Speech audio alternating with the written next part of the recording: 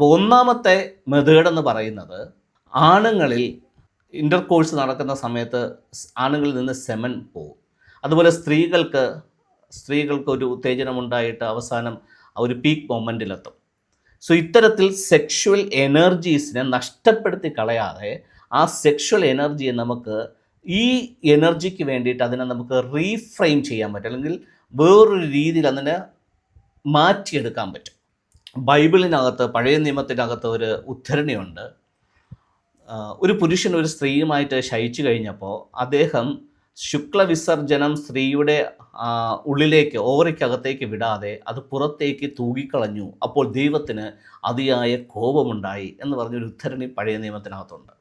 അത് വെച്ചിട്ടാണ് പലരും ഈ സ്വയംഭോഗം ചെയ്യുന്നത് പാപമാണെന്നൊക്കെ പെന്തക്കോസുകാരും ക്രിസ്ത്യൻ ഓർഗനൈസേഷനൊക്കെ പറയാനായിട്ട് എടുത്തിരിക്കുന്ന ഒരു ഉദ്ധരണി എന്ന് പറയുന്നത് അതാണ്. സോ അത് പാപമായതുകൊണ്ടല്ല, അല്ലെങ്കിൽ മറ്റേതെങ്കിലും രീതിയിൽ അത് തെറ്റായതുകൊണ്ടല്ല.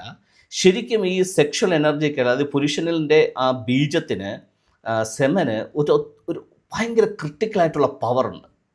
ഒന്ന് ആലോചിച്ച് നോക്കിയേ, ദൈവത്തിന് മാത്രമേ ഈ ഭൂമിയിൽ ഒരു ജീവനുള്ള വസ്തുവിനെ ഉണ്ടാക്കാൻ പറ്റത്തുള്ളൂ. ചലിക്കുന്ന ജീവനുള്ള ഒരു പക്ഷിയെയോ മൃഗത്തെയോ അല്ലെങ്കിൽ ഒരു ജന്തുവിനെ ഉണ്ടാക്കണമെന്നുണ്ടെങ്കിൽ അത് ദൈവത്തിന് മാത്രം കഴിയുന്ന ഒരു ആട്രിബ്യൂട്ടാണ്.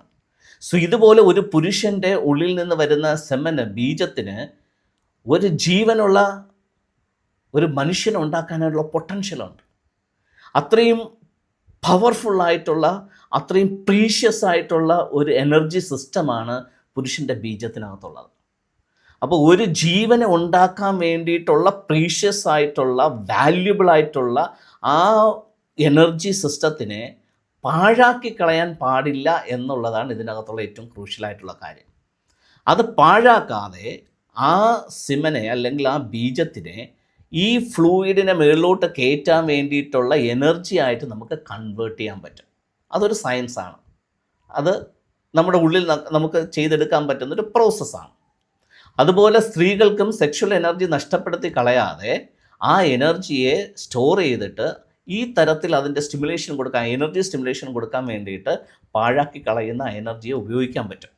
സോ അതുകൊണ്ടാണ് സെക്ഷൽ എനർജിക്ക് അത്രയും പൊട്ടൻഷ്യൽ ഉണ്ടെന്ന് പറയാൻ കാരണം. ഓക്കെ, ഞാൻ അതിനെക്കുറിച്ചുള്ള കൂടുതൽ ഡീറ്റെയിൽസ് ഇത് പ്രാക്ടീസ് ചെയ്യാൻ ആഗ്രഹിക്കുന്ന ആൾക്കാർക്ക് ഞാൻ പേഴ്സണലി പറഞ്ഞു കൊടുക്കാം. ഇപ്പോൾ ജസ്റ്റ് അങ്ങനെ ഒരു കാര്യമുണ്ട് എന്നുള്ളത് മാത്രം നമ്മൾ മനസ്സിലാക്കുക. അപ്പോൾ നമ്മുടെ സെക്ഷൽ എനർജിയെ, നമ്മുടെ ശരീരത്തിനകത്തുനിന്ന് നഷ്ടപ്പെട്ടു പോകാവുന്ന ആ സെക്ഷൽ ഫ്ലൂയിഡ്സിനെ സേവ് ചെയ്തുകൊണ്ട് അതിനെ എനർജി ആയിട്ട് കൺവേർട്ട് ചെയ്ത് കഴിഞ്ഞാൽ നമുക്ക് ഈ 33 വെട്രിബ്രാസിനകത്ത് കൂടെ ഈ ഓയിലിനെ, അല്ലെങ്കിൽ ഗ്യാസ് ഫോമാറ്റിലിരിക്കുന്ന ഇതിനെ നമുക്ക് മേലിലേക്ക് കൊണ്ടുവരാൻ പറ്റുമെന്നുള്ളതാണ് ആദ്യത്തെ കാര്യം. ഇനി 2, ഫുഡ് കഴിക്കുമ്പോൾ മനസ്സിലാക്കേണ്ടുന്ന ഒരു 3 കാര്യമാണ് അടുത്ത 3. 1, ആൽക്കലൈൻ ഡയറ്റ് കൂടുതൽ കഴിക്കുക. ആസിഡായിട്ടുള്ള ഫുഡ് ഹാബിറ്റ് കുറയ്ക്കുക. പുളിയുള്ള ആഹാരങ്ങളിനകത്തെല്ലാം ആസിഡ് ഉണ്ടാവും.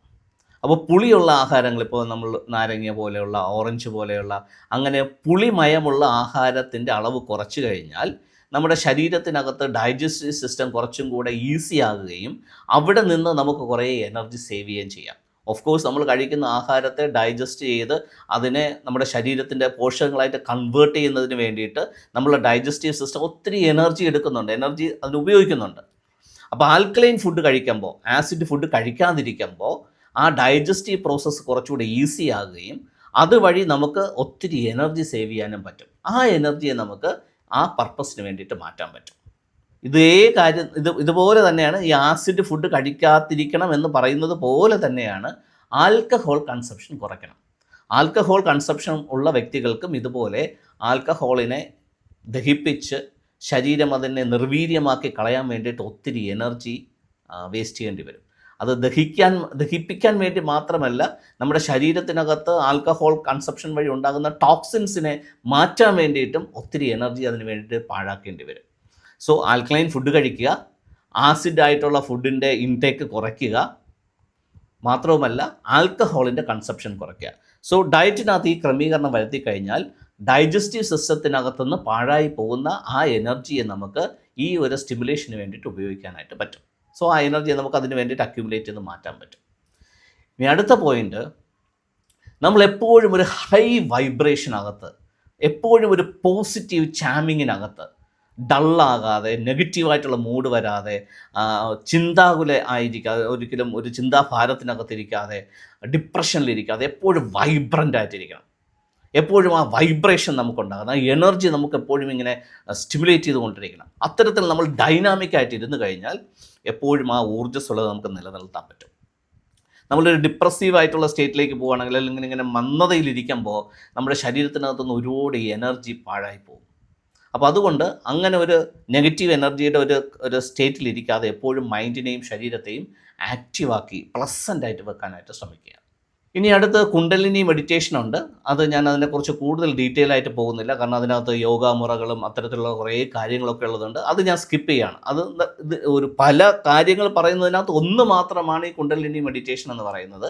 സോ നമ്മൾ ബാക്കി കാര്യങ്ങളെല്ലാം പ്രാക്ടീസ് ചെയ്യുന്ന ഒരു വ്യക്തിയാണെന്നുണ്ടെങ്കിൽ നമുക്ക് കുണ്ടലിനി മെഡിറ്റേഷനകത്തോട്ട് ആ യോഗ മുറകളിലേക്കും അങ്ങനെയുള്ള പോസ്റ്റേഴ്സിലേക്കൊന്നും പോകേണ്ട ആവശ്യമില്ല. നമുക്ക് നോർമലായിട്ട് അതിൻ്റെ ബാക്കി കാര്യങ്ങൾ ചെയ്താൽ മതിയാവും. ഓക്കെ, അത് വൺ ഓഫ് ദ മെത്തേഡ് എന്ന് മാത്രമേ ഉള്ളൂ. അതുകൊണ്ട് ഞാൻ അതിനെ മാറ്റി വെക്കുന്നു. ഇനി അടുത്തത് ചക്രാസിൻ്റെ, നമുക്ക് പലയിടത്തും നിങ്ങൾ കേട്ടിട്ടുണ്ടാവും, നമ്മുടെ ശരീരത്തിനകത്ത് എനർജി പോയിന്റുകൾ വെച്ചിട്ട് 7 ചക്രാസ് ഉണ്ട്. ആ 7 ചക്രാസിൻ്റെയും സ്റ്റിമുലേഷൻ വഴിയിട്ടും നമുക്ക് ഈ എനർജി സിസ്റ്റത്തിനെ നിലനിർത്താം. ഈ ചക്ര സ്റ്റിമുലേഷന് വേണ്ടിയിട്ടുള്ള പ്രത്യേകതരം എക്സസൈസൊക്കെ ഉണ്ട്. അതിനകത്തോട്ടൊന്നും പോകണ്ട.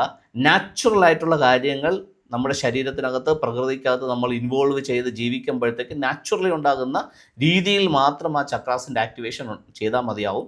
അല്ലാതെ അതിന് ആർട്ടിഫിഷ്യലായിട്ടുള്ള കാര്യങ്ങളും ചെയ്യണമെന്നില്ല. സോ അതിൻ്റെ കാര്യങ്ങൾ നമുക്ക് പിന്നാലെ നോക്കാം. ഓക്കെ, അതുകൊണ്ട് ആ 2 കാര്യങ്ങളും ഞാൻ മാറ്റുന്നു. കുണ്ടലിനി മെഡിറ്റേഷൻ്റെ കാര്യവും മാറ്റുന്നു.